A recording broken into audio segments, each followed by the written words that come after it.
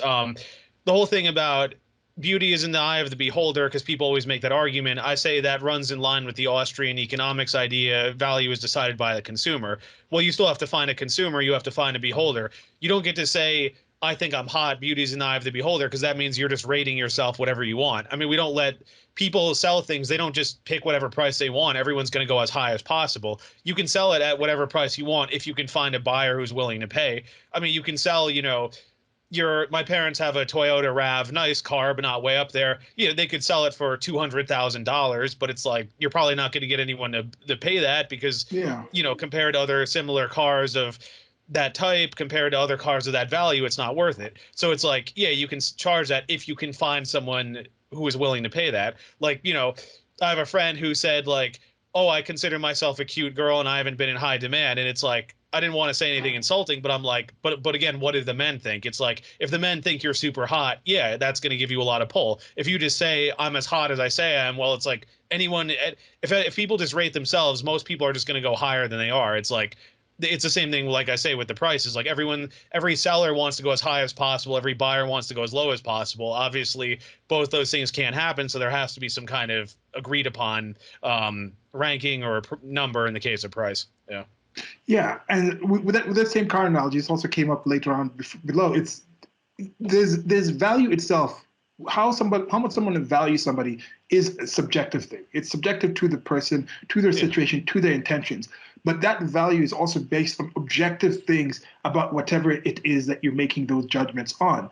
Like with that car analogy, if you want to say, like, okay, somebody might say like a 95 Toyota Land Cruiser to them, or the Toyota Tacoma, is the most valuable car to somebody who's living in the countryside of, like, United States of America, because they live on a farm. They can think of all these sorts of things that they want to do with this. There might be a lot more people who are living on the farm in the United States of America that could actually get that. But then if you say Ferrari is in general a more valuable car than a 95 Toyota Tacoma, that is not false, because this person would not buy a Ferrari. Even if they had the money, they would buy 10 Tacomas because they could do so many things with those Tacomas.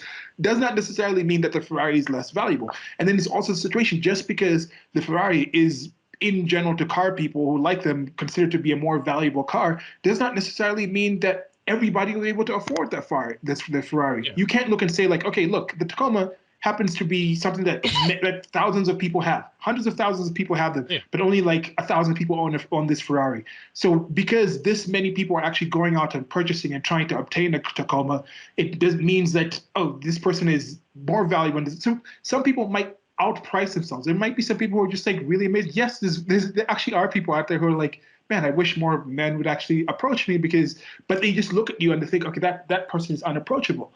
I'm sure there's some wealthy men out there who are like, oh, this girl I'm talking to at some supermarket seems like pretty cool, and I wonder if you, but I'm not sure if you feel like I was overstepping, but that girl might think like, I'm not going to even flirt with this person because I'm at work and this person out of my league. That whole idea. So I understand this whole not valuing your SMV in a correct way. That is something that people do.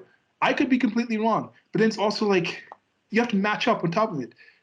Does somebody value you in the same way you value yourself? And do you value them in some ways that they value themselves? Yeah. Once you get that thing to match up, and that's a good thing about this, you don't have to have SMV. It doesn't matter about all the hundreds of thousands of people. Even if you're polyamorous, you could probably only have a polyamorous relationship or polygamy with like 10 people tops. So it's like, just find 10 people out of the billions of people, and you can find something like that.